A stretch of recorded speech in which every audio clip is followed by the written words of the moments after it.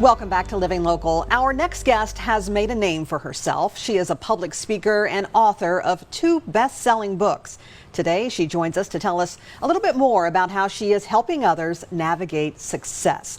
Welcome to the show, Dr. Danisha Keating. Thank you so much for taking the time to talk to us today. Thank you for having me. All right, so give us some background on yourself and what you do to help others. Absolutely. So I originally was a former foster youth, still advocate in that space, but went through a lot of difficulty trying to publish my story after going through many different publishers and many different proposals and trying to figure out the process. That I decided to self-publish and started finding success in that space by just putting my name out there and finding people who are willing to bring me in, not just as a former foster youth, but someone who had something of knowledge to give to an audience. So I started taking a chance and just putting my name out there, and it was a lot of work, but it was so fulfilling because it was like, I could do this on my own. And so now what I do is I show other people how to do that. How do you get a speaking event?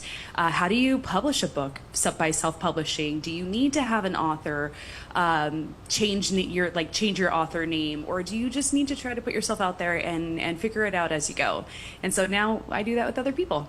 That's wonderful. One thing that many people struggle with is pricing themselves, properly, I should say. So why do so many people undervalue themselves?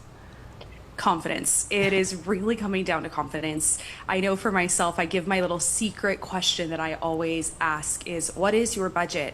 That can change the game for most people because they're thinking that $200 here or $200 there for a speaking event and covering all of the travel themselves is going to work, but it doesn't. So when you go in and you just simply ask a question of what is your budget, you can actually start tailoring your offer to that budget versus thinking that you can offer somebody the world. But confidence is where it comes down. People just don't want to talk about money, but the world does kind of revolve around that. So we have to get out of that, oh no, it's a money question, and just start saying, what is your budget? What do you have? And then what can I offer based off of that budget?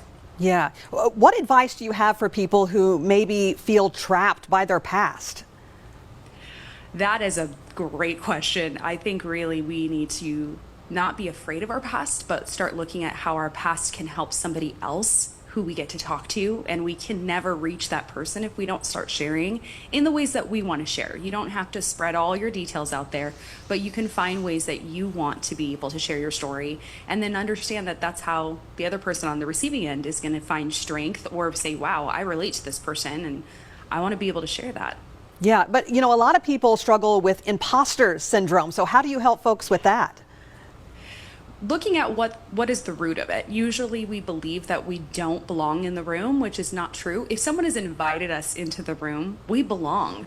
Now, sometimes that invitation doesn't come for a while, but this is where we have to create spaces for ourselves. There is a room for us, and being that person who has struggled with that self-imposter syndrome, I'm like, wow, what do I do to get out of this? And really start to tell yourself that you do belong in the rooms that you're being invited in. You do belong in rooms that have no idea you exist yet, but you have to put your name out there, that you have knowledge and that people want that knowledge. You just have to put your name out there. And it sounds easy, but it's not simple. You have to start putting your name out there to be able to be invited into those rooms. Yeah, that's great advice. Great advice. Thank you. What about people who maybe are thinking of writing a book and maybe using it for business success? What do you say to those folks? Do it, because there are so many ways that we can get to our audience. There is different outlets like Spotify or YouTube putting our audio out there, but then a lot of people like an old-fashioned book where it's in their hand. They can highlight, they can make notes, they could have you sign it. I actually have found that more people want a physical book to hold when they meet you versus an audio book. But it is something that you can do as a business where it is maybe a curriculum, maybe it's your story, maybe it's a workbook that you've created. but the physical book is what people like to be able to hold on to, and a lot of people like to be able to take notes. It's actually how our brain works by remembering, is when we write things down. Yeah. And that is why so many people gravitate toward having a book, is because they can make notes and then they're like, I remembered you said da da da, and I'm like, I did. I'm like, oh, I did. Like, Right. that's great. Right. But this is how every business owner can make a little bit of money in this way, by just printing something and having that printed for people to have. I love that. I love that. And yes, I always want to have that physical copy in my hand as well. Well, Doctor, thank you so much for taking the time to talk to us today. It has been a pleasure talking to you. Thank you so much for having me. All right. Again, this segment was sponsored by Influencer Press. And for more information, you can go to DanishaKeating.com. We'll also have all those details posted on our QuadCities.com. More Living Local continues after the break. Stay with us.